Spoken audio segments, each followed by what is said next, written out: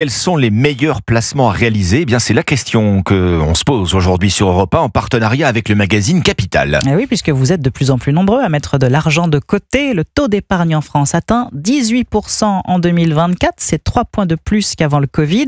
Et parmi les placements qui ont le vent en poupe, il y a le Bitcoin, encore marginal il y a quelques années. Il est rentré dans les habitudes des Français, Margot Faudéré.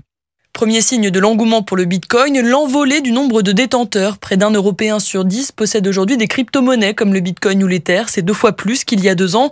Depuis des mois déjà, de nombreuses plateformes proposent des placements en Bitcoin. Mais avec l'élection américaine, les souscriptions se multiplient sur ces portefeuilles, explique Antoine Fraisse-Soulier de la plateforme eToro. Nous en avons un qui est le produit phare qui regroupe les 10 plus grosses crypto-monnaies. Le nombre de souscriptions a été multiplié par 4 à partir du mois de novembre. Et effectivement, le Bitcoin représente 40% du portefeuille. De plus en plus d'investissements, d'investisseurs et surtout des profils plus variés, signe de la démocratisation du Bitcoin.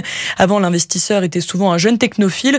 Aujourd'hui, la base est bien plus large, note Andrea Tueni de Saxo Bank. On a des investisseurs avec des profils classiques, de bons pères de famille qui investissent en bourse et qui aujourd'hui peuvent investir sur le Bitcoin à travers des ETF, ce qui rend du coup l'investissement simple. Le Bitcoin est donc devenu un placement presque comme les autres, à un détail près selon ces experts.